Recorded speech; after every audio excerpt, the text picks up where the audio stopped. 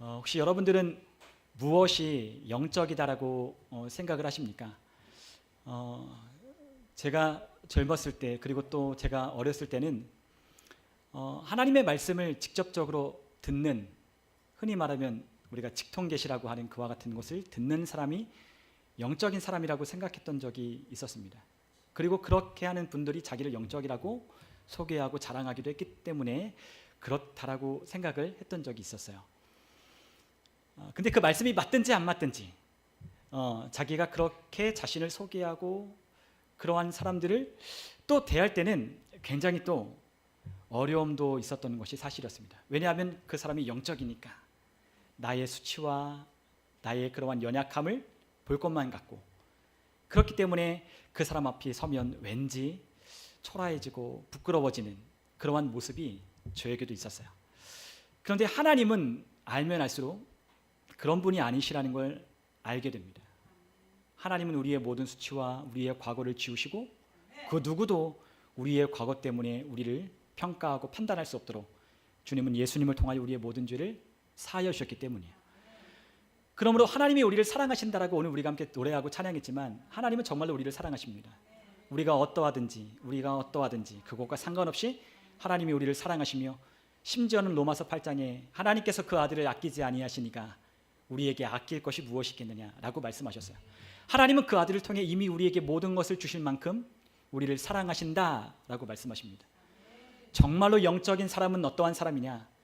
우리의 느낌으로, 우리의 감정으로 무엇인가 느껴지고 들려지지 않아도 하나님이 우리에게 주신 계시의 말씀을 있는 그대로 믿는 사람이 영적이라는 거예요.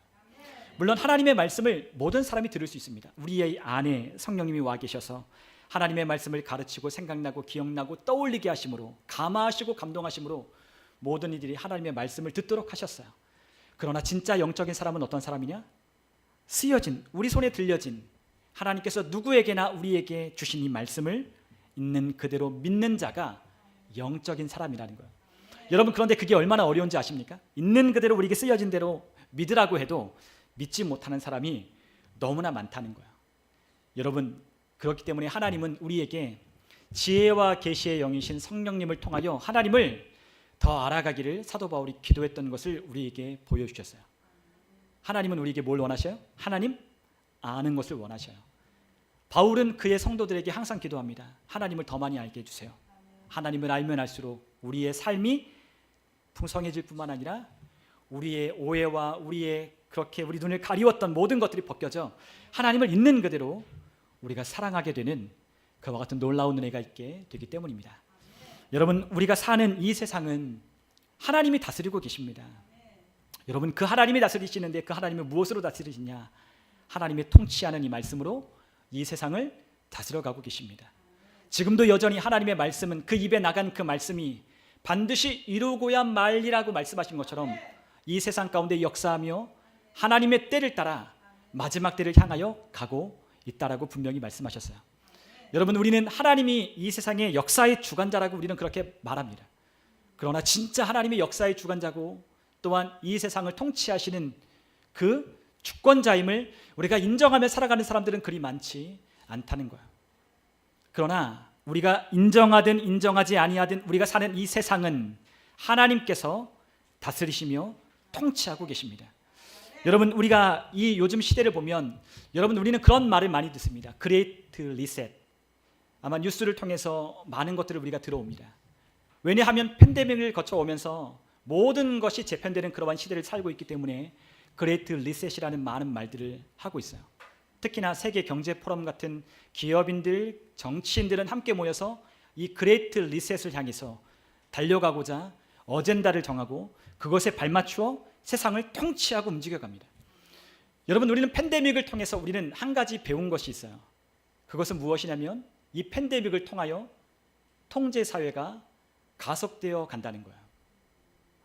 여러분, 혹시 CBDC라고 하는 말 들어봤나요? 뉴스를 통해서 CBDC, 그것을 하려고 한다.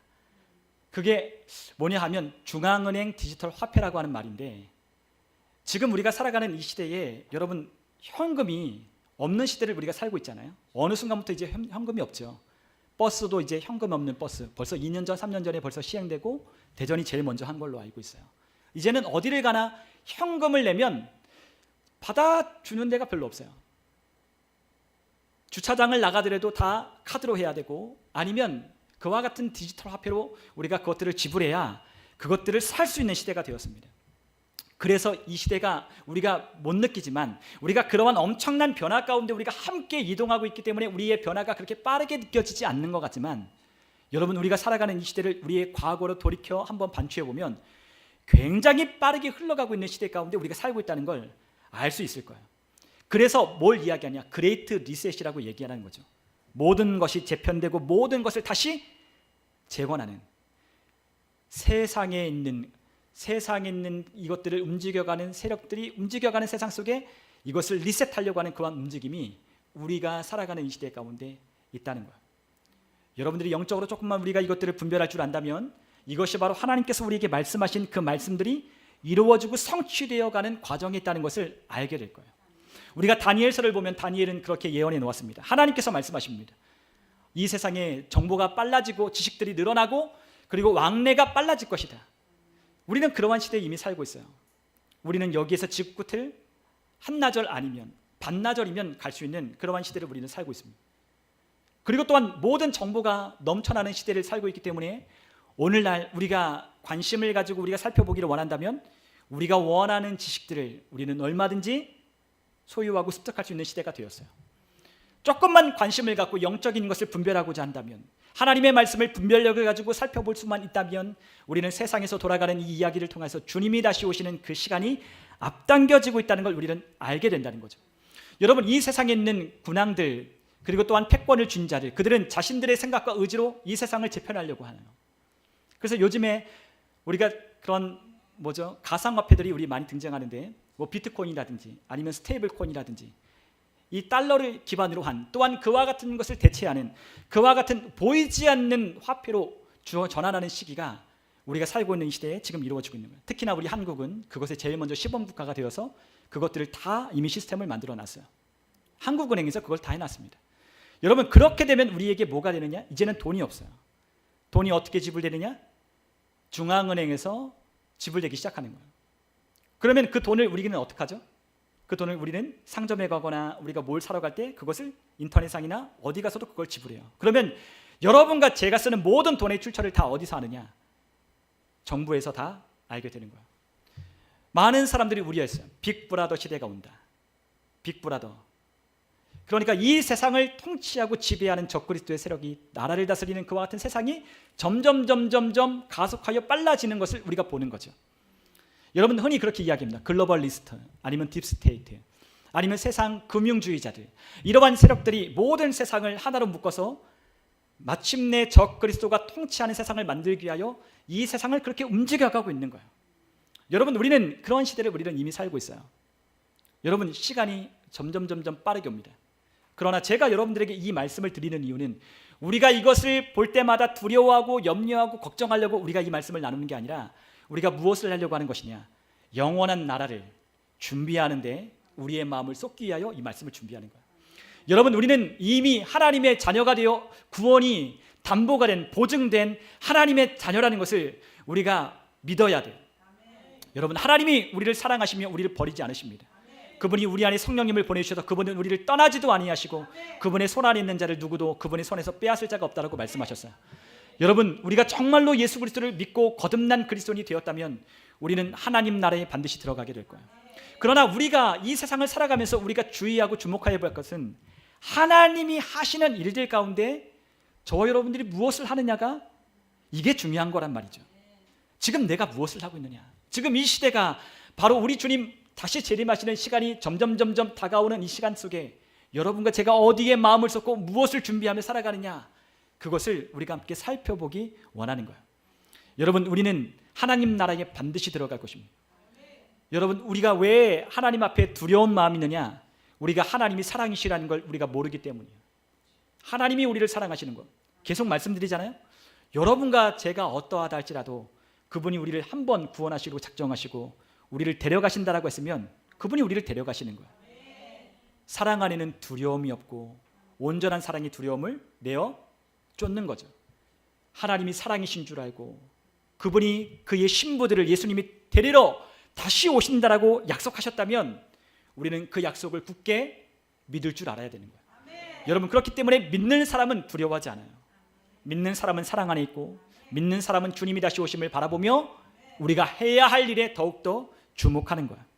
여러분, 사람들은 이 세상을 재편하고자 이 세상의 군왕들은 그것을 노력해 왔어요.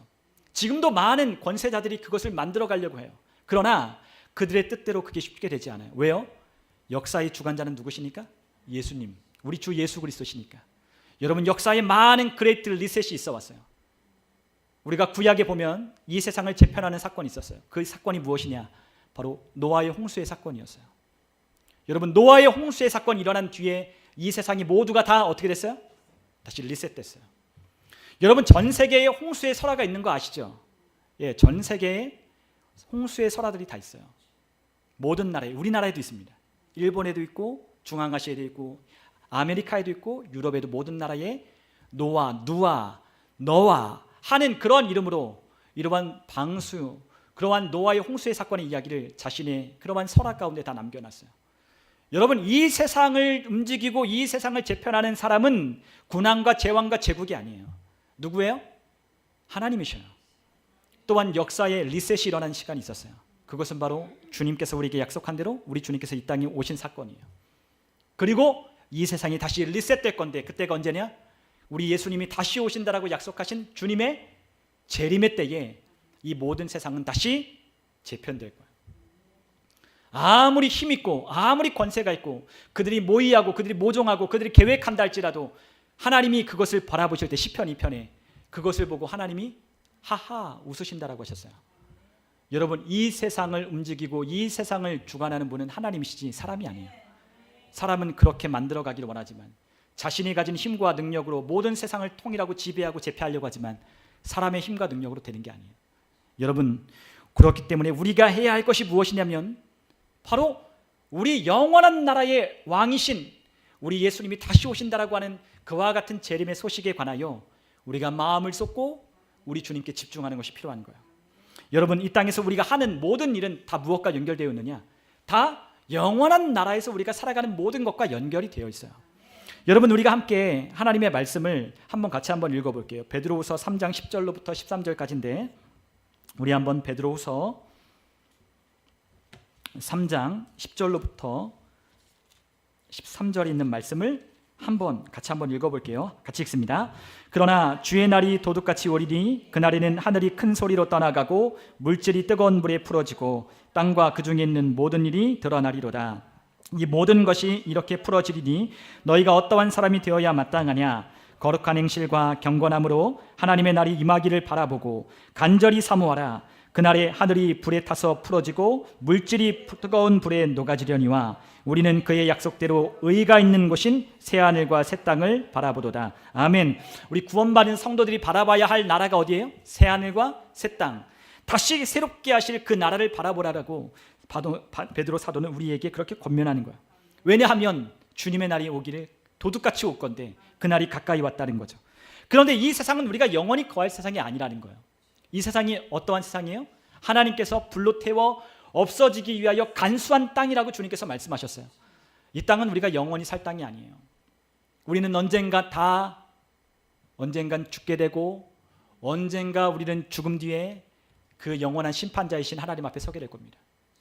이 세상은 영원히 불에 타 사라질 이 세상, 완전히 불타 사라지고 없어질 이 세상에 우리가 마음을 쏟고 이곳에 우리의 모든 것을 쏟아붓는다면 그것처럼 허비되고 낭비된 삶은 없는 거예요. 너무나 허무한 거죠.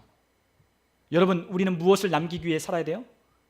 이 복음을 남기고 이 복음의 씨앗들을 우리가 또한 절하고 또한 이 그리스도의 사람들을 우리가 나를 대신하여 또한 이 땅에 남겨두기 위하여 우리는 살아야 하는 그와 같은 사명을 받은 자들이에요. 여러분, 우리는 영원한 하나님 나라가 준비가 되어 있어요. 그것을 우리가 요한계시록에는 영원한 도성, 영원한 시티라고 우리에게 말씀하셨습니다. 여러분, 우리가 가야 할 그 나라가 어떠한 나라냐? 요한계시록 21장 1절로부터 4절에 있는 말씀인데요. 우리 같이 한번 읽어보죠. 또 내가 새 하늘과 새 땅을 보니 처음 하늘과 처음 땅이 없어졌고 바다도 다시 있지 않더라. 또 내가 봄에 거룩한 성 새 예루살렘이 하나님께로부터 하늘에서 내려오니 그 준비한 것이 신부가 남편을 위하여 단장한 것 같더라. 내가 들으니 보좌에서 큰 음성이 나서 이르되 보라 하나님의 장막이 사람들과 함께 있음에 하나님이 그들과 함께 계시리니 그들은 하나님의 백성이 되고 하나님은 친히 그들과 함께 계셔서 모든 눈물을 그 눈에서 닦아주시니 다시는 사망이 없고 애통하는 것이나 곡하는 것이나 아픈 것이 다시 있지 아니하리니 처음 것들이 다 지나갔음이로라. 아멘. 여러분, 우리가 살 새하늘과 새 땅은, 새 예루살렘은 이러한 나라라고 주님께서 우리에게 말씀하셨어요. 우리가 가야 할 하나님이 계시고 그 하나님이 영원한 빛 가운데 거하시며 그의 백성들이 하나님이 영원히 찬송하는, 다시는 눈물도 없고 애통하는 것이나 곡이나 우리의 삶에 아픈 것이 없고 온전히 기쁨이 가득한 그 영광 중에 그 나라를 주님께서 우리가 가야 한다라고 말씀하고 있는 거죠. 여러분, 우리가 가야 할 나라는 그 나라예요. 근데 그 나라가 아닌 이 세상의 나라를 우리가 꿈꾸며 이 세상의 것들을 우리가 바라보며 살아간다면 우리는 허무하기 그지없는 그와 같은 삶을 사는 거죠. 여러분, 그렇다고 해서 우리가 이 땅에 사는 삶이 중요하지 않느냐? 아니요, 중요해요. 왜요? 우리가 살아가는 이 삶을 어떻게 사느냐가 영원한 나라에서 영원히 살 것들을 결정하기 때문에 그래요. 여러분, 우리가 살아간 이 모든 수고, 주님을 위해 충성했던 것, 우리가 복음을 전하며 사랑하며 섬기며 우리가 힘들고 어렵더라도 주님의 말씀을 따라갔던 그와 같은 행적들이, 그와 같은 것들이 우리 하나님 앞에 다 기록되어 남아있을 거예요. 여러분, 그렇기 때문에 우리 그 나라를 바라보는 사람들은 그 나라를 향하여 가는 겁니다. 여러분, 예수님이 이 땅에 왜 오셨어요? 그분이 잃어버린 자들을, 죄인들을 찾아서 이 땅에 오셨고 그 죄인들을 찾아 구원하기 위하여 오셨다라고 주님께서 분명히 말씀하셨어요.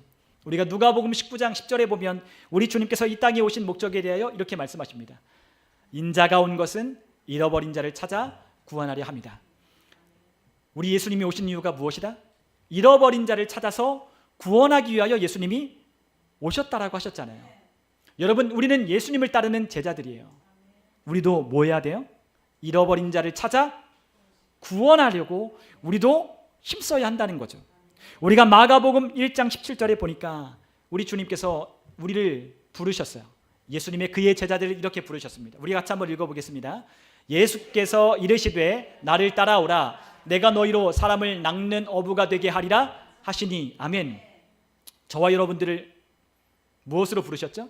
사람을 낚는 어부로 부르셨어요. 저와 여러분들은 사람 낚는 어부가 되게 해주세요. 그게 아니라 저와 여러분들을 사람 낚는 어부로 불러주셨으니 우리 뭐 하면 돼요? 사람을 낚아 구원하는 그와 같은 일을 해야 한다는 거죠. 그러려면 먼저 우리도 잃어버린 자를 찾는 거예요. 우리 주님께서 잃어버린 양들, 하나님께서 이미 예수님의 핏값으로 우리의 모든 죄를, 모든 사람의 죄를 다 씻어주시고 사하여 주셨지만 아직 그와 같은 사실을 듣지 못하고 믿지 못했기 때문에 믿지 않음으로 그들의 심판이 아직 떠나가지 않은 그 사람들을 우리가 찾아서 구원해야 하는 거예요. 여러분, 우리가 살아가는 이 땅의 목적이 무엇이라고요? 구원시키려고, 영혼을 구원하려고 우리가 이 땅에 살아가는 거죠. 저는 가끔 생각해봐요. 왜 예수님을 믿으면 바로 데려가시면 좋을 텐데 왜 이렇게 고단하고 힘든 인생을 살아가야 하는지 모를 때가 있거든요. 여러분, 아무리 좋은 음식을 먹고 좋은 데를 가고 뭐 그렇게 삐까뻔쩍하게 살아도 인생은 다 고단한 거예요. 네, 다 고단해요. 그래서 우리 주님께서 말씀하셨잖아요. 우리 인생에 아무리 삐까뻔쩍하게 살아도 우리의 자랑은 수고와 슬픔밖에 없다. 인간의 연수가 72와 80일지라 할지라도 우리의 자랑은 수고와 슬픔밖에 없다. 우리가 그렇게 빠르게 흘러가는 인생 속에 결국 남는 거는 뭐밖에 없어요? 수고하고 슬픔밖에 없는 거야. 여러분들이 남들과 만났을 때 자랑하는 것들이 뭐가 있어요? 뭐가 있을까요? 내가 얼마나 더 고생했는지. 그게 여러분과 저의 삶의 훈장이잖아요. 다 만나면 그 배틀하고 있거든요. 내가 이렇게 고생하고 내가 이렇게 힘들었고. 남자들 만나면 군대 이야기하는데 왜 군대 이야기하겠어요? 내가 이렇게 힘든 부대에서 근무했다는 것을 자랑하기 위한 거죠. 여러분, 편하게 산 거는 자랑할 게 아니라요. 뭐가 자랑하는 거예요? 힘들고 어려운 상황을 버텨오고 지나온 것이 우리의 자랑거리로 남는 거죠. 그것밖에 안 남는 거예요. 얼마나 애통하고 얼마나 슬퍼했는지. 사람들은 그거를 우리가 들을 때 우리도 눈물이 나고 공감이 되고 하는 거지. 남들이 잘 산다고 막 이런 얘기를 하면 뭐가 들겠어요? 시기하고 질투하고 그런 마음이 드는 거죠. 여러분, 우리의 인생이 그래요. 여러분, 우리의 인생 가운데 우리가 건질 것들이 그것밖에 없어요. 우리가 언젠가는 다 하나님 앞에 설 건데 하나님이 우리에게 묻는 것은 딱 하나밖에 없어요. 이 땅에서 뭘 하다 왔니? 주님께서 우리에게 명하신 것을 얼마나 우리가 순종하며 살아왔는지 그거 딱 하나 묻는 거예요. 여러분, 우리는 주님께서 이 땅에서 우리가 그것들을 준비할 수 있는 영원한 도성, 우리가 가야 할 영원한 나라에서 살 모든 것들을 준비하기 위하여 우리를 이 땅에 두셨어요. 지혜 있는 사람은 뭐래요? 우리가 다니엘서를 보면 지혜 있는 사람 뭐하죠? 영혼들을 구원하는 거죠. 그러한 사람들을 하늘의 별과 같이 빛나게 하시고 많은 사람들을 옳은 대로 돌아오게 한 사람을 하늘의 별과 같이 빛나게 할 것이라고 하나님이 약속하셨어요. 마지막 때 사람들의 왕래가 빨라지고 지식들이 증가하고 이러한 세상이 될 건데, 그러한 세상 가운데 많은 사람들을 옳은 대로 돌아오게 한 사람은 하늘의 별과 같이 빛날 것이다. 지혜 있는 사람은 그럴 것이다. 여러분, 지혜 있는 사람은 그렇게 사는 거예요. 지혜 있는 사람은 하나님의 말씀을 따라 사는 거예요. 여러분, 우리 그리스도인들도 많은 사람이 우리 주님께서 다시 오신다라고 하는 이 소식을 어떤 사람은 영적인 것으로 듣는 사람들이 있어요. 여러분, 우리 교회는 적어도 우리는 전천년설이라고 하는 것을 믿어요. 여러분들 그것들을 모르셔도 돼요. 그러나 여러분, 대략의 개요를 여러분들에게 말씀드리면 우리가 살아가는 이 은혜의 시대, 우리 주님께서 부활하신 이후의 은혜의 시대, 누구든지 믿으면 구원받을 수 있는 은혜의 시대를 우리에게 허락하시고, 그리고 이 시대가 끝나면 7년의 대환란이 있을 거라고 주님 말씀하셨어요. 근데 그 환란 전에 우리 교회는 하나님께서 우리를 공중의 호령나팔로 우리를 데려가신다고 했어요. 그래서 우리 휴거를 랩처라고 불러요. 랩처. 그게 뭐예요? 채어 올라가는 걸 말하는 거예요. 공중으로 채워서 우리를 올라간다. 휴거. 이 땅의 교회가 공중의 휴거대에 올라가고 그곳에서 어린 양의 혼인잔치가 펼쳐지나 이 땅에서는 7년의 대환란이 있을 것이라고 말씀하셨어요. 그리고 그 7년이 끝이 될 때 누가 오셔요? 이 땅의 진정한 왕이신 적그리스도가 통치하는 7년 그 대환란이 끝나면 우리 주님 다시 오신다라고 약속하시는 그분이 이 땅으로 다시 재림하셔서 천년 왕국이라고 하는 그 왕국이 펼쳐지는 거예요. 이 땅에서 그리고 이 땅에서 천년 왕국이 지나면 마지막 최후의 아마겟돈 전쟁, 사탄이 옥에서 풀려나서 마지막 최후의 아마겟돈 전쟁이 펼쳐지고, 그 다음에 이 땅은 불로 다 태워 새하늘과 새 땅에 하나님의 백성들이 그곳에 들어가는 거야. 많은 견해들이 있어요. 천년 왕국이 어떻게 펼쳐질 것인지, 그거 영적인 것으로 해석할 건지 아니면 진짜로 볼 것인지. 여러분, 그러나 많은 요즘의 사람들이 이 천년의 실질적인 하나님께서 말씀하신 그 왕국을 영적으로 해석해요. 그거 그냥 지금 예수님께서 교회를 세우셔서 이 나라가 천년 왕국이라고 생각하며 그것을 영적으로만 생각하는 분들이 계셔요. 신학교에서도 그렇게 가르쳐요. 그래서 많은 교회가 무천년주의, 천년 왕국 실제로 없다. 주님께서 말씀하신 거 그건 영적으로 해석해야 된다. 근데 여러분, 우리가 성경을 해석할 때 우리가 중요한 것이 있어요. 성경은 문자 그대로 해석하는 것이 첫 번째예요. 어떻게 하라고요? 그냥 문자 그대로, 이 말씀하신 그대로 우리가 그것을 받아들이는 거예요. 그리고 해석할 것이 필요하면 그것은 시대에 따라서 분별하여 그것들을 어떻게 해석하는지를 가르쳐주는 것이 필요하지, 제일 먼저는 있는 그대로 보는 거예요. 여러분, 이스라엘이 건국되고 회복될 때 1948년도인가요? 그때 이스라엘이 회복될 때 2000년 동안 나라가 없던 유리하고 디아스포라의 그 유대인들이, 흩어져 살았던 그 유대인들이 다시 나라를 세울 거라고 아무도 생각하지 않았어요. 하나님 분명 말씀하셨는데 아무도 그걸 믿지 않았어요. 심지어는 우리 교회들도 믿지 않았어요. 예. 근데 1900년대, 50년대 딱 되니까 어떻게 했어요? 팔레스타인 그 고토로 하나님께서 그 백성들을 다시 모으시도록 나라가 하루아침에 생겨난 거예요. 아무도 그 이스라엘 민족이 다시 나라를 만들고 재건할 거라고 아무도 생각하지 않았어요. 이스라엘이 우리 교회가 대체했다라고 해서 대체 신학을 많이 말하는데, 구약에 있는 이스라엘 백성들을 교회라고 생각하며 교회가 하나님께서 그러한 복을 주셨고 그러한 하나님의 율법이 우리 교회에게 주어졌다고 생각하며 그렇게 살아왔었어요. 그렇게 가르쳤어요. 그런데 떡하니 시대가 되자, 때가 되자 하나님이 말씀하신 대로 하나님이 성취해 가시는 거예요. 여러분, 우리는 하나님의 말씀이 성취되어 가는 시대를 우리는 살고 있어요. 주님께서 우리에게 분명히 말씀하셨어요. 무화과 나무의 비유를 배우라. 무화과 나무에 가지가 나고 또한 그 잎이 나고 연하여지면 누가 오신다? 주님이 다시 오실 때가 가까이 왔다는 거죠. 무화과 나무가 이스라엘을 상징해요. 무화과 나무.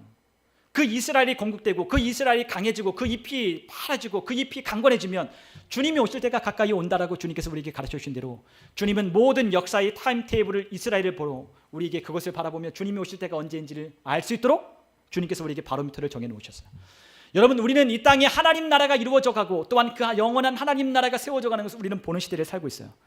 여러분, 그와 같은 것을 우리는 바라볼 때 우리가 하나님의 말씀을 들으면 우리는 어떠해야 되냐? 그 말씀하신 하나님의 말씀이 진리요, 또한 그 말씀이 우리에게 생명을 주는 것을 믿고 그 말씀을 따라 우리도 순종하려고 그 말씀을 행하려고 해야 한다는 거예요. 넋놓고 있다가 그냥 하나님 어떡하시겠지? 아무런 하나님과 상관없이 살다가 주의 날이 어떻게 온다?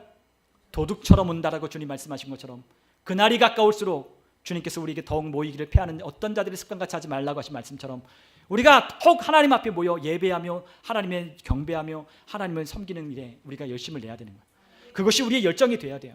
우리가 예배하는 것에 열정을 품고 우리가 복음을 전하고 잃어버린 영혼들, 아직 하나님을 알지 못함으로 이 세상 가운데 방황하는 영혼들을 구원하기 위하여 우리가 열정을 가져야 하는 거예요. 여러분, 얼마나 많은 사람들이 있어요. 오늘날 저는 직장에서 일은 하지 않지만 가끔 우리 집사님들 만나서 얘기를 들어보면, 또 우리 목사님들 만나서 얘기를 들어보면 얼마나 많은 그리스도인들이 허망하게 사는지 모른다는 것을 듣고 있어요. 많은 사람들이 정신과에 가서 약을 먹고, 또한 많은 사람들이 수많은 질병을 달고 살고 걱정과 근심과 염려 가운데 하나님을 예배하고 섬기는 기쁨을 누리지 못한 채 떠나는 사람들이 얼마나 많은지 몰라요. 여러분, 직장에 가보면 옛날에 교회 다녔어요, 나 옛날에 신앙 열심히 했어요 하는 분들 있나요, 없나요? 있죠. 그러나 그분들이 요즘 교회 가던가요? 안 가죠.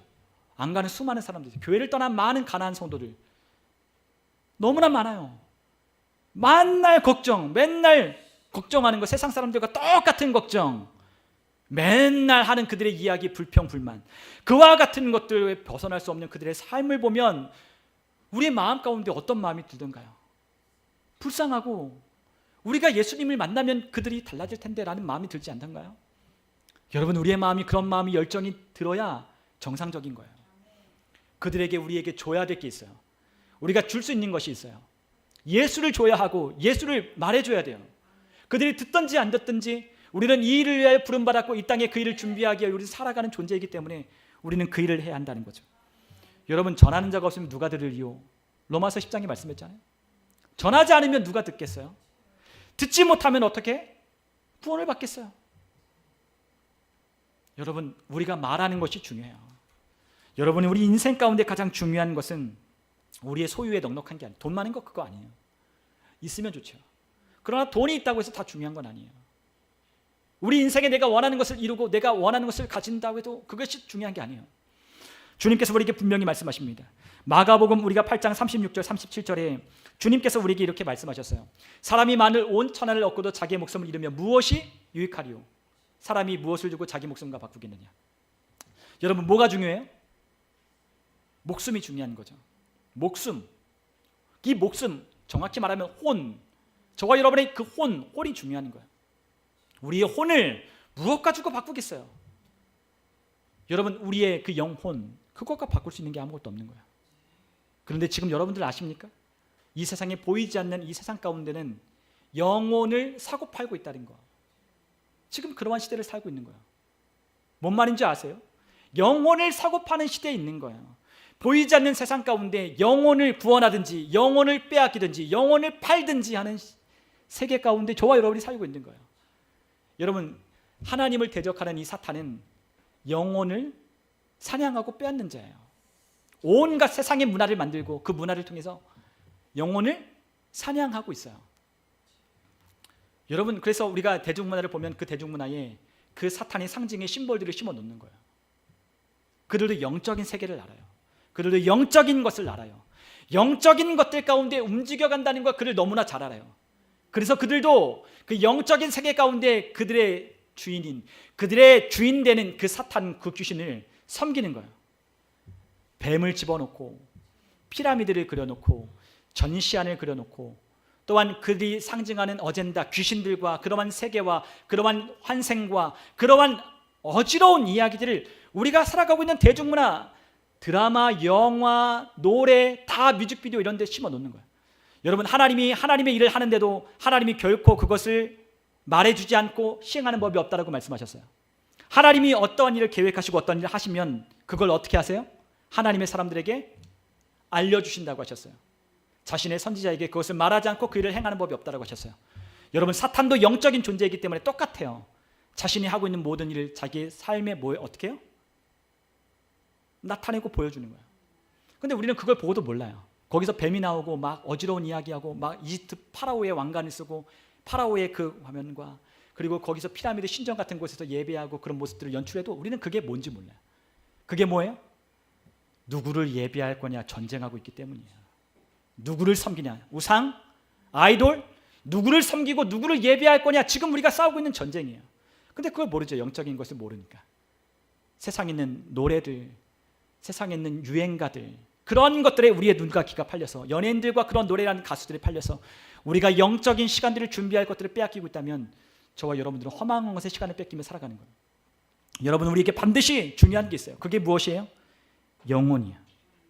여러분, 우리가 마가복음 8장 34절에 35절에 보니까 주님을 따랐던 이 제자들이 이렇게 말해요. 무리와 제자들을 불러 이르시되 누구든지 나를 따라오려거든 자기를 부인하고 자기 십자가를 지고 나를 따를 것이니라. 우리 35절 같이 한번 읽어볼게요. 누구든지 자기 목숨을 구원하고자 하면 잃을 것이요 누구든지 나와 복음을 위하여 자기 목숨을 잃으면 구원하리라. 아멘. 여러분, 우리가 뭘 해야 돼요? 주를 위하여 우리의 목숨을 바쳐야 되는 거예요. 주님을 따르려면 목숨을 바칠 각오가 있어야 돼요. 근데 많은 사람들이 주님으로부터 달콤한 것을 얻기를 원하나 주님을 위해 우리의 목숨을 내놓지는 않아요. 여러분, 그렇게 따라갈 수 없는 거예요. 왜요? 주님이 우리를 위하여 목숨을 바치셨듯 우리도 주님을 위하여 우리의 모든 생을 주님께 드려야 그 길을 따라갈 수 있기 때문이에요. 여러분, 우리가 마가복음 10장 29절에서 30절에 이렇게 말하고 있어요. 예수께서 이르시되 진실로 너희에게 이르노니 나의 복음을 위하여 집이나 형제나 자매나 어머니나 아버지나 자식이나 전토를 벌인 자는 현세에 있어 집과 형제와 자매와 어머니와 자식과 전토를 100배나 받되 박해를 겸하여 받고 내세의 영광을 받지 못할 자가 없느니라. 주님 우리에게 약속하셨어요. 근데 왜 우리가 그걸 못 받느냐? 주님께서 우리에게 반드시 말씀하셨거든요. 우리에게 옥토와 같은 밭에 떨어지면 그 씨가 몇 배의 열매를 맺는다? 30배, 60배, 100배. 주님 우리에게 말씀하신 대로 100배로 우리가 이 땅 가운데 얻게 된다고 했어요. 근데 그 사람은 어떤 사람이에요? 자신의 목숨을 주와 복음을 위하여 내던진 사람이에요. 그러한 사람이 주님께로부터 하나님의 은혜를 경험할, 체험할 자격이 있는 사람이에요. 주님은 우리를 모든 위해 쏟으셨어요. 우리도 주를 위해 사는 거예요. 주가 우리에게 명하실 권리가 있고 주님이 우리의 생명의 주권자세요. 그러나 많은 사람은 이 생명의 주인이 누군지 모르죠. 그러니까 이 생명의 주권자가 모르는 사람들은 허망한 데에 우리의 모든 것을 낭비하고 허비하는 거예요. 여러분, 누가복음 오늘 우리가 읽었던 이 비유의 말씀 있잖아요. 우리가 이 말씀은 이렇게 시작해요. 우리가 누가복음 12장 13절로 가면 이 비유는 이렇게 시작합니다. 무리 중에 한 사람이 이르되 선생님 내 형을 명하여 유산을 나와 나누게 해달라고 부탁을 했어요. 근데 예수님이 뭐라고 말씀하셔요? 이 사람아 누가 나를 너희의 재판장이나 물건 나누는 자로 세웠느냐? 예수님이 뭐라고 하시는 거예요? 나는 그런 사람이 아니다. 너가 나를 잘못 오해했나 본데 나는 그런 사람이 아니야. 나는 그 일을 하러 온 자가 아니야 라고 말씀하셨어요. 네가 가지고 있는 소유 나는 관심 없어. 네가 가지고 있는 소유를 나누는 자가 내가 아니야. 그러면서 주님께서 뭐라고 말씀하시느냐? 삼가 모든 탐심을 물리치라. 사람의 생명이 그 소유에 넉넉한 데 있지 아니하니라 라고 말씀하십니다. 여러분, 우리가 소유가 넉넉하다고 해서 우리의 생명이 풍성한 게 아니에요. 돈 많은 사람이 건강한 것도 아니고요, 평안한 것도 아니고요, 만족하는 것도 아니에요. 왜요? 생명은 누구로부터 오니까? 하나님께로부터 오니까. 생명의 주인이 누구셔요? 하나님. 우리 주 예수 그리스도가 우리의 생명의 주가 되시기 때문에, 그가 길이요 진리요 생명 되시기 때문에 그분으로 말미암아 얻는 거예요. 소유가 적든 많든 우리가 예수님이 우리 안에 계시고 그분이 우리 안에 거하시면, 내가 그 안에 거하면 우리는 그분의 포도나무에 가지가리로 풍성한 거예요. 여러분, 돈이 없어도 하나님 안에서 만족하는 사람들 보셨습니까? 저는 예전에 최춘선 할아버지라고 그 김우현 감독님이 그 만든 다큐멘터리가 있었어요. 여러분 혹시 보신 분들이 있는지 모르겠어요. 그분은요 굉장히 부자였어요. 지금 있는 영종도에 있는 그 땅에서부터 서울에 오는 그 땅까지 거의 다 그 아버지가 가진 땅이었대요. 근데 그분이 그 땅을 어떻게 했냐? 그분이 목사님이신데 다 가난한 자들을 위하여 나눠주고 나눠주고 나눠주고 나눠주고 나눠주고 나눠주고 나눠주고 나눠줬어요. 그리고 그분이 어떻게 사시냐? 그분이 별명이 있어요. 맨발의 전도자. 그분 맨발로 추우나 더우나 맨발로 지하철을 다니시면서 예수 천당, 예수 천당, 예수 믿으라고 목에다가 큰 전도지 하나 메고 예수 왜 사냐? 예수님 믿으라고. 이빨이 성하지 않고 마치 어떻게 보면 노숙하는 사람처럼 보이는, 근데 그분이 자기 집을 가는 것을 그 다큐멘터리 보여주는데 그분이 집이 아주 삐까뻔쩍한 양옥집 하나가 있어요. 사모님이 아주 멋지게 예쁘게 단아하게 차려입으신 사모님. 근데 그 목사님은 그렇게 자신의 모든 것을 가난한 사람 보면 벗어주고 자신은 맨발로 추운 겨울에도 그 맨발이 동상이 걸려가지고 그 맨발 부르튼 그 굳은 살이 배긴 그 맨발로 돌아다니시면서 복음을 전하시는 거예요. 이 나라를 사랑하며. 여러분 그렇게 할 수 있는 이유가 뭐 때문이겠어요? 주님으로부터 받은 은혜가 크면 주님 따라 그렇게 사는 거예요. 우리 모두가 다 그렇게 살 수는 없어요. 그러나 적어도 우리 그리스도의 생명을 받고 그분의 은혜를 입은 자들은 어떻게 살아야 된다? 그렇게 우리 주를 위하여 살아가는 모습은 다 다르지만 어떤 이는 하나님께서 보내신 그곳에서 하나님이 세우신 그 자리에서 그들이 가진 그 부요와 그 재산을 가지고 다른 일을 섬기며 살아가도록 우리를 부르시는 거예요. 우리는 이 땅에서 우리 주님께서 부르신 그것으로 살아가도록 주님이 우리를 부르셨지만 그러나 많은 사람들이 어떻게 사느냐? 이 어리석은 부자처럼 산다는 거죠. 이 어리석은 부자의 비유를 들으시며 이 이야기를 보강하시는 거예요. 사람의 생명이 소유에 넉넉한 데 있지 않다. 이 이야기를 하시며 주님께서 이 비유를 들어주시는 거예요. 어리석은 부자. 이 부자가 어땠어요? 너무나 부자였어요. 그때 농사를 지었는데 너무나 소출이 많았어요. 그러니까 이거를 지금 있는 자기가 가진 창고로는 다 수용을 할 수가 없는 거예요. 그래서 어떡하냐 생각하기를 지금 있는 창고 다 허물고 다시 새로 지어서 그 수확물을 다 거기다 저장하면 내가 평생 동안 먹고 살고 놀겠지, 즐겁겠지 하면서 그런 생각을 가지고 그렇게 했어요. 그래서 그렇게 생각한 그 부자가 이렇게 생각하라는 거죠. 19절에 뭐라고 하냐? 또 내가 내 영혼에게 이르되. 여러분 누구에게 지금 얘가 이 어리석은 부자가 누구에게 말하고 있어요? 내 영혼에게. 정확히 말하면 내 혼에게. 내 혼. 여러분 우리의 혼이 뭐예요? 지식, 감정, 의지를 갖고 있잖아요. 우리가 뭘 선택할지, 하나님의 말씀을 선택하여 취할지 아니면 우리가 세상에 있는 것들을 취할지 결정하는 그와 같은 기관이란 말이죠. 그 혼에게 얘기를 하는 거예요. 야, 왜냐 혼이 진짜 나니까. 이 영혼이라고 하는 게 진짜 나니까 이 구원받지 못한 이 혼에게 얘기를 하는 거예요. 야, 여러 해 쓸 물건 많이 쌓아둘 이제 평안히 쉬고 먹고 마시고 즐거워하자. 내 혼에게, 내 영혼에게 얘기를 하는 거예요. 여러분도 누구에게 얘기하겠어요? 내 마음에게 얘기하죠. 야, 기환아, 이제 너 됐어. 너 이제 부자야. 너 이제 먹고 살 거 걱정하지 마. 너 이제 잘 될 거야. 평안하자. 야, 안전하자. 야, 기뻐하자. 야, 너 걱정하지 마. 내가 나에게 그렇게 얘기를 했단 말이죠. 그런데 하나님께서 그렇게 이야기하시는 거예요. 20절에 하나님은 이르시되 어리석은 자여 오늘 밤에 내 영혼을 도로 찾으리니 그러면 내 준비한 것이 누구의 것이 되겠느냐 하셨으니 자기를 위하여 재물을 쌓아두고 하나님께 대하여 부유하지 못한 자가 이와 같으리라 라고 말씀하십니다. 주님께서 오늘 생명의 주인이신 우리는 그것으로 풍성하게 우리는 그것으로 즐거워하며 기뻐하며 즐기자 신났지만 그러나 주님은 말씀하시는 거예요. 생명의 주인이 오늘 내 영혼 도로 찾으면 네가 준비하고 쌓는 거 누구 것 되겠느냐. 주님 말씀하죠. 누구 것 되겠어요? 남의 것이 되는 거죠. 여러분 이 세상에 얼마나 많은 군왕들이 있었어요. 얼마나 많은 제왕들이 있었어요. 얼마나 많은 기업가들이 있었어요. 근데 그들이 한낱 그들의 인생 가운데 그 모으고 쌓은 것들을 누려보지도 못하기 전에 다 생을 마감해요. 안타까운 것은 여러분 부자가 자기가 쌓아오는 것 제대로 즐기지 못한 채 죽는 경우가 얼마나 많은지 모르겠네요. 바쁘게 우리가 일하고 우리가 열심히 했지만 자기가 한 것으로 누리지도 못한 채로 남의 것이 되면 빼앗기고 남의 것으로 나눠주는 일들이 얼마나 많은 비일비재해요. 여러분 그러나 우리의 것은 우리가 하는 것은 우리가 모은 것은 우리가 쌓은 것은 우리가 뭘 위해 해야 돼요? 주님을 위해. 우리 주님을 위해 우리가 것을 우리의 삶, 우리의 시간, 우리의 물질도 우리 주님을 위해 쓸 때 그게 아깝지 않은 거예요. 여러분 우리가 하늘의 창고에 주님께서 쌓으라고 하셨어요. 그것은 동록이나 조미나 해하지 못한다? 예. 주님은 그러나 우리에게 말씀하십니다. 이 땅에서 우리가 그 목숨을 버리고 그렇게 산다면, 우리 주를 따른다면 이 땅에서 형제나 전토나 자매나 백배나 못 받을 자가 없다라고 말씀하셨어요. 주님은 우리가 영원한 그 나라에서만 풍족하게 하는 것이 아니에요. 우리가 예수님을 믿을 때 이 세상에서도 오는 세상에도 우리의 모든 삶을 유익하게 하시기로 주님은 약속하셨어요. 그래서 우리는 그것을 뭐라 부르냐? 풀 가스펠이라고 하는 가스펠. 여러분, 복음은 단지 천국 가는 것이 아니잖아요.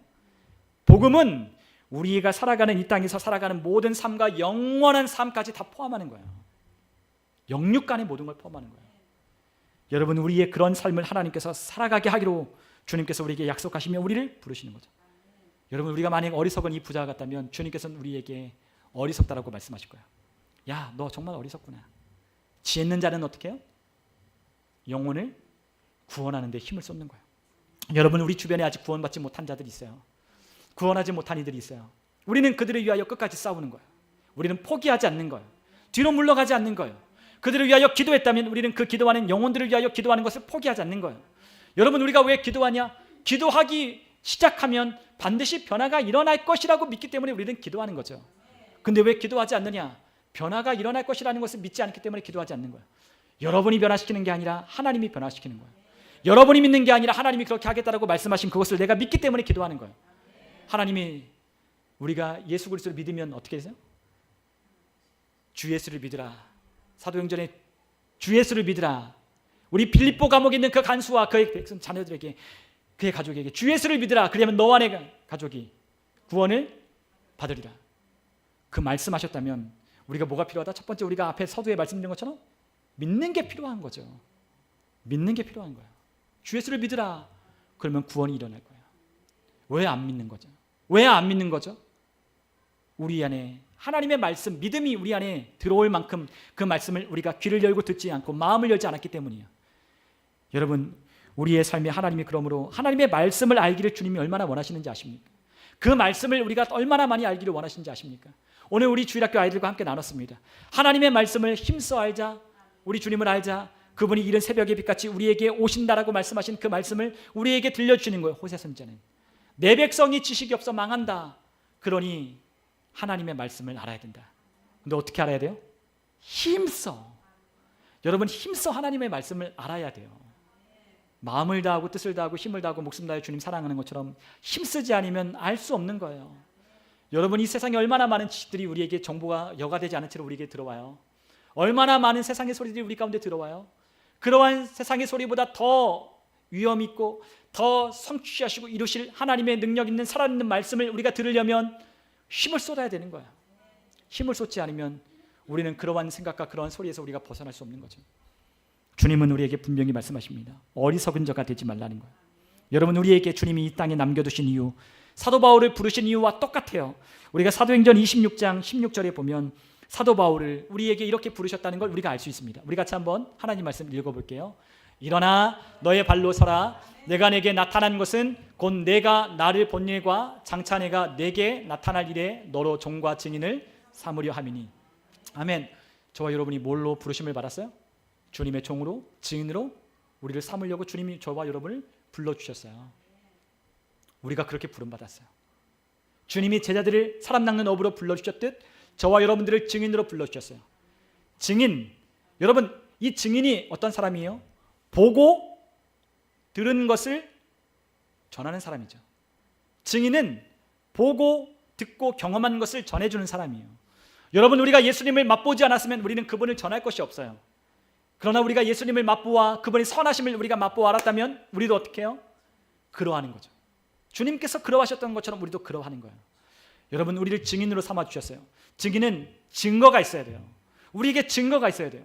하나님 말씀이 살아있다는 증거, 하나님이 살아계시고 날 사랑하신다는 증거, 하나님이 날 삶을 도우신다는 그 체험, 그 간증이 우리 가운데 있어야 그것을 증언할 수 있는 거예요. 여러분, 우리에게 그러한 강력한 하나님의 증인이 되기 위하여 주님이 우리에게 성령을 부어주셨잖아요. 왜 성령을 부어주시고 왜 성령의 역사하심을 따라 제자들이 나가서 복음 전했어요? 다 뭐하기 위하여? 영원한 나라를 준비하기 위하여 증인으로 살아가는 거예요. 여러분, 우리의 삶에 주님은 구약에 있는 전도서의 말씀을 통해서도 우리의 사람의 본분이 무엇인지를 이렇게 말씀하십니다. 같이 한번 읽어볼까요? 함께 읽습니다. 이래 결국을 다 들었으니 하나님을 경외하고 그의 명령들을 지킬지어다. 이것이 모든 사람의 본분이니라. 하나님은 모든 행위와 모든 은밀한 일을 선악간에 심판하시리라. 아멘. 예전에 제가 청년 때 저희 어떤 저를 담당하시는 제가 처음에 이제 청년 때 간 교회에서 저를 이제 섬겨주는 순장님이 저에게 어느 날 문자를 딱 이렇게 보내주셨어요. 말씀을 딱 봤는데 갑자기 뜨끔하는 거예요. 왜 뜨끔했을까요? 제가 하나님 앞에 그렇게 살지 못하고 있을 때였어요. 부끄러운 일도 많고 어리석은 얘기도 많았던 그 같은 삶에 갑자기 저를 담당하는 순장님이 기도하더니 그렇게 보내셨어요. 네. 100마디 말보다 하나님 말씀 한 절 딱 보내니까 뒤통수를 딱 맞은 것처럼 하나님은 다 아시는구나. 하나님 앞에 내가 나아갈 때 하나님은 나의 부끄러움을 다 보시고 계시지만 그러나 그분은 그것을 용납해 주시고 사랑해 주셔서 또 맞아주시니. 여러분, 주님은 우리에게 이렇게 기회를 주셔요. 우리의 본분이 있대요. 우리 모든 사람의 본분이 있어요. 그 본분이 뭐예요? 주님의 명령을 지키는 거죠.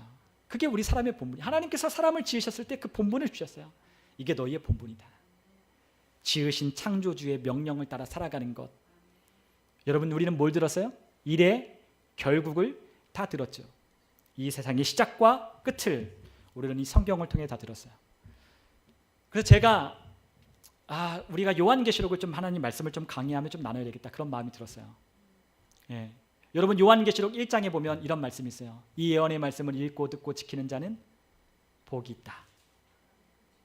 여러분, 되어질 일들을 우리가 이 세상을 살펴보면 함께 나누는 것도 중요해요. 그러나 여러분, 이 세상에 있는 이야기들의 너무 소란스러운 이야기에 너무 관심을 뺏기지 않았으면 좋겠어요. 우리가 더 뭐 해야 돼요? 주님께 마음을 쏟아야 되는 거예요. 우리가 막 그 주님의 재림의 때가 가까이 왔다라고 떠들고 막 그런 이야기를 하는 그런 이야기를 들으면 마음에 두려움이 생기는 분들이 있어요. 여러분, 우리는 다 알고 있잖아요. 우리 주님 우리 데려가실 걸 알고 있잖아요. 근데 왜 거기에 빠지냐? 내가 휴거될 것을, 내가 하나님이 사랑하신다는 것을, 내가 하나님의 자녀인 것을 모르기 때문에, 확신하지 못하기 때문에 거기에 빠지는 거예요. 그러나 하나님의 사랑이 있고 주님이 나를 반드시 데려가신다는 것을 알고 하나님이 내 아버지시며 내가 그분을 사랑할 때는 두려움이 없는 거예요. 그거 안 보는 거예요. 잠깐 그거 볼 필요는 있어요. 왜요?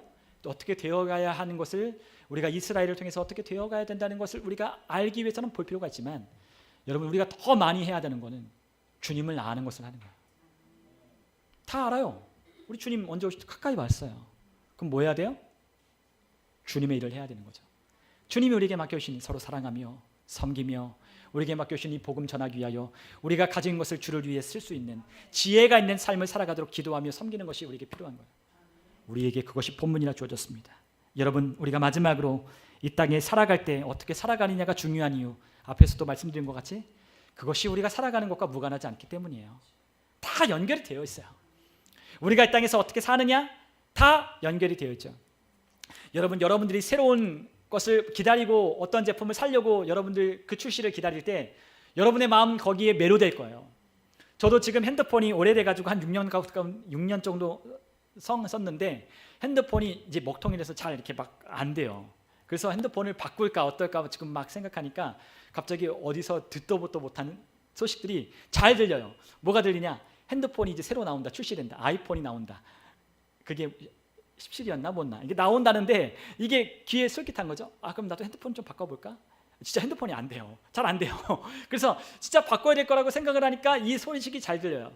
그러니까 어디에 마음이 쏠리냐? 이전에 있던 모델에 쏠리는 게 아니라 최신 핸드폰이 언제 나오냐 거기에 마음이 쏠리는 거예요. 우리가 마찬가지예요. 우리가 가야 할 새 나라, 새 하늘, 새 땅을 우리가 바라보면 우리는 이 헛 것에 마음이 없어요. 여러분, 늘 사람은 새 것 좋아해요. 새 것. 그래서 우리 주님께서 우리를 뭘로 만드셨어요? 새 것으로 만드셨죠. 그리스도 예수 안에서 새 것 되었다. 새로운 피조물이다. 이전 것은 지나갔으니 보라 새 것 되었다. 하나님이 우리를 새 것으로 만드셨어요. 우리는 늘 새 것 좋아해요. 옷도 새 것 좋아하고요. 우리는 또 새로운 거 만나는 거 좋아해요. 새로운 데 가보는 거 좋아하고요. 새로운 거 써보는 거 좋아해요.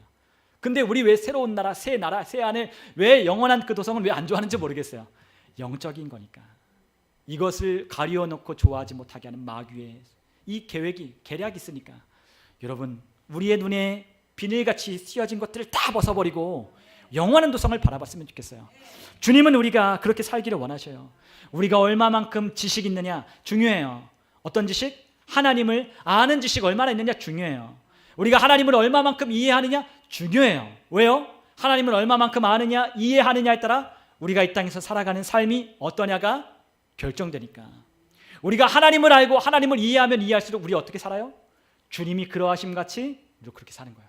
믿음으로 우리의 삶을 다스리며 통치하며 주님 우리에게 준 주권 가지고 권세 가지고 내 몸의 연약함에 굴복되는 것이 아니라 우리의 상과 환역에 우리 이 환경에 우리가 무너지고 그것에 우리가 딸려가는 게 아니라 우리를 다스리는 자로 불러주셨잖아요. 통치하라고 하셨잖아요.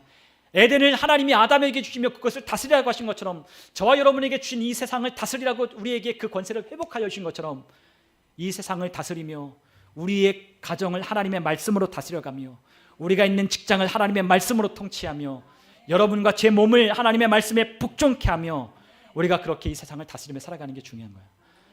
우리 주님께서 우리에게 말씀하십니다. 이 땅의 삶이 영원한 나라와 연결되어 있어요. 이 땅에 주목하면 좋겠어요. 여러분 우리가 마지막으로 디모데전서 우리가 4장 8절을 우리 읽으면 좋겠습니다. 디모데전서 4장 8절 우리 같이 한번 읽어볼게요. 육체의 훈련은 약간의 도움을 주지만 하나님을 섬기는 경건의 훈련은 모든 일에 유익합니다. 경건은 이 세상의 복뿐 아니라 앞으로 올 세상에서의 복도 약속해 줍니다. 아멘. 여러분 기억하세요. 앞으로 다가올 세상이 있어요. 다가올 다음 세상이 있어요. 넥스트 다음 챕터로 넘어가는 세상이 반드시 와요. 우리는 그 세상에 이 땅의 주관자이시고 이 땅을 다스려 가시는 하나님의 통치 아래 그 세상이 온다는 걸 믿고 우리는 이 땅에서 육체의 훈련도 하지만 우리는 영적인 경건, 하나님의 성품을 닮아가는 훈련도 더 열심히 해야 돼요. 주님이 우리에게 원하십니다. 주님을 닮아가기를 원하셔요. 주님을 닮아간다는 건 주님처럼 사랑하는 그것만 생각하는 분이 있어요. 주님처럼 그냥 양보하고 주님처럼 그렇게 우리를 사랑하고 그런 게 아니에요. 주님처럼 능력 있고 주님처럼 강력하고 주님처럼 지배하고 주님처럼 다스려 가도록 저와 여러분을 훈련하기를 원하십니다. 저와 모든 성도님들 우리 앞으로 가야 할 길이 곧 다가옵니다. 여러분 이게 언젠가 오겠지, 나중에 오겠지. 그렇게 생각하다가 준비하다가는 그 세월을 다 놓쳐요. 지금부터 하는 겁니다. 우리 지난주에 말씀 나눈 것처럼 들었으면 바로바로 하는 겁니다. 우리 모든 성도님들과 저에게 영원한 나라를 준비하는 모든 이가 되기를, 그러므로 하나님이 기뻐하시는 자가 되기를, 그러므로 우리의 삶 가운데 이 복음을 전하며 영향을 끼치기를 주님 이름으로 축원합니다. 우리 같이 함께 시간 기도하겠습니다.